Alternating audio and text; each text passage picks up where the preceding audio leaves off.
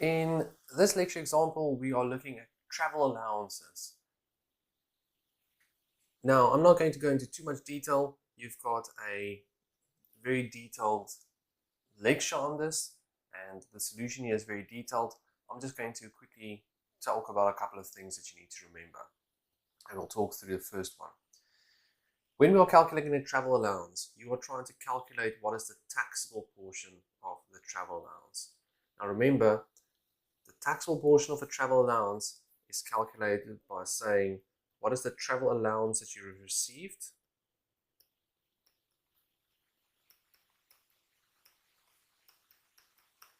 and then from that you deduct less the business travel cost. And the business travel cost is calculated as the business kilometers times a cost per kilometer. All right, calculate that, and then you are left here with the taxable portion of it. This taxable portion is the only amount that goes into your tax calculation. So if this is our income tax calculation, our rands column, this amount over here is what goes in. You don't put in this amount received and then show us the deduction, because then you're saying that the total travel allowance received is gross income and the amount deducted from that is deduction, which is not the case. You only include the final taxable portion. Now, a couple of things to just remind you of here. First thing is, you can only claim this deduction, or this reduction rather, if you've kept a logbook that shows what is the total kilometers traveled as well as what is the business kilometers traveled. You have to keep a logbook. If you don't keep a logbook, the full amount is taxed. Second thing, this cost per kilometer can be one of three things potentially. It can be the actual cost per kilometer. That is only available if you've kept a record of the actual costs. It can be the deemed cost per kilometer, and that is basically if you look at your travel allowance table, whatever that might be. Remember, this gets updated all the time, so you must use the latest one or the one applicable to that year. Or it can be the simplified rate or the reimbursive tax rate. Now this is if your employer pays you per kilometer that you travel. So what do I mean by that? Usually when we have these travel allowances received, your employer will say you get 2,000 rands per month as a travel allowance. So every month you get 2,000 rands a month, doesn't matter how many kilometers you travel. The reimbursive one is they say for every business kilometer you travel, we'll pay you 2 rands or 5 rands or 6 rands, whatever the amount might be per kilometer. So the one you get paid a fixed amount basically, and the other one you get paid the reimbursive amount. You can have situations where your employer says, I'll give you 2,000 rands a month travel allowance and also I'll reimburse you. But basically, you'll just then calculate what's the total received. Now, this reimbursive rate, important to remember, you only get it if you get reimbursed per kilometer and if you don't get any other travel allowance. So that example I just used where I said if your employer pays you 2,000 rands a month and then reimburses you per kilometer travel, you won't be able to use the reimbursive rate because you're getting the fixed travel allowance, the 2,000 rands a month, and the reimbursive. This is only available if you get the reimbursive one. And again, this amount is updated every year. It goes up, it goes down. So you have to use whichever is relevant to you. Now, let's quickly then just talk about it.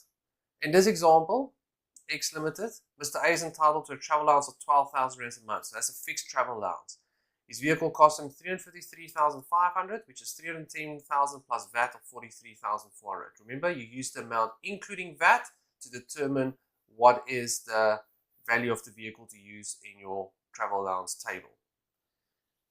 They then tell you purchased over a suspensive sale agreement over 3 years ago. That's not a problem.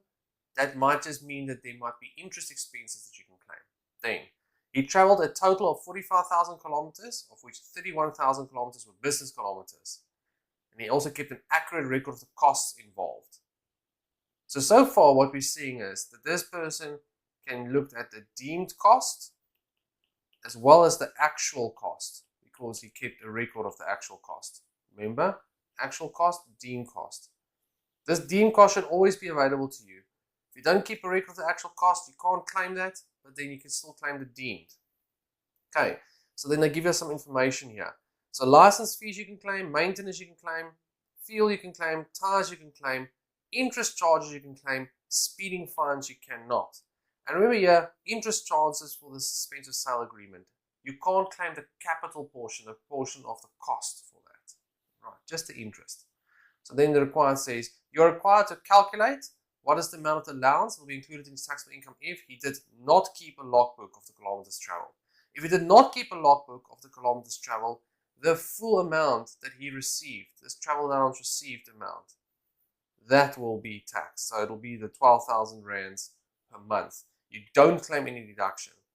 What happens if he did keep a logbook of the kilometers traveled? Well, if he kept a logbook, then it means he can perform this calculation where he'll only be taxed on the taxable portion of it, because he kept a record of the actual cost, and because the deemed cost is available, he can claim both of those. He will not, in this case, be able to claim the simplified rate because he's not reimbursed per kilometer. Right, and then what happens if he did keep a logbook of the kilometers traveled, but he did not keep a proof of the actual expenditure? So they say what happens if he didn't keep a record of this actual expenditure? Then it means you can only claim the deemed cost and you cannot claim the actual cost per kilometer. Right, so guys, make sure that you work through that and look at it in a little bit more detail. Then just one more reminder. Remember, if the cost of the vehicle exceeds whatever this highest amount is here, and I'm just using this one that you see over here, this amount will change every year. So don't look at the amount. Go and look at your travel allowance table and see what is the total amount.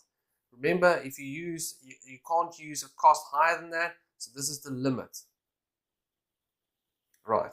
So in this example, if it was 665, let's quickly take a look at the next example. Example 2. This person has a travel allowance of 15,000 rands a month. He gets it from the 1st of October 20x5. We're looking at the 20x6 year. So you have to remember, a tax year runs from the 1st of March, so in this case 20x5, until the end of end of February 20x6. And he received this on the 1st of October 20x5. So he'll only get it from October until February 20x6. Right, 15,000 rands a month. The car costs 700,000 including VAT. Now that 700,000 exceeds our limit that we've in here, so it'll be limited. To tell you, he traveled 45,000 kilometers for 20x6 a year. He maintained an accurate logbook and shows the private kilometers was 16,000. He kept a record of the actual cost. So we've got license fee you can claim, maintenance, fuel, and finance charges. Now, important. This finance charges over here is calculated on a vehicle with a cost of 700,000 rands. The only amount that you can claim is the amount which is limited to what it would have been at that higher rate. So times 665 over 700,000. Okay, that's the little trick there. Then if we look at the calculation, a couple of things I just want to point out to you is that when you are looking at the fixed cost per kilometer, we're looking at this deemed cost per kilometer here, you must apportion it using days. So this is from the 1st of October 20x5 to the end of Feb 20x6. This wear and tear under the actual cost, you could use months if you wanted to, October, November, December, January, February, so 5 months basically, you could use that, but it's more accurate to use days, so I recommend that you do that. And then example 3, in this case, he had to travel for business purposes. They reimbursed him 7 rands per business kilometer. He used his own vehicle and he maintained a logbook.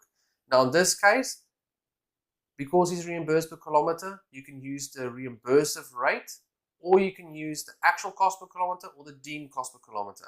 In this case, he didn't keep a record of the actual cost, but you would work it out the same way. So you'll compare the 382 to the deemed cost per kilometer, which is from the travel allowance table. In this case, it works out to be 479.7. You'll always use the higher after 2, 382 or 479.7. You'll use the higher after 2 to calculate the amount. So that's a quick overview, guys. Work through this in detail. Watch this video again if you've got any contentious issues there.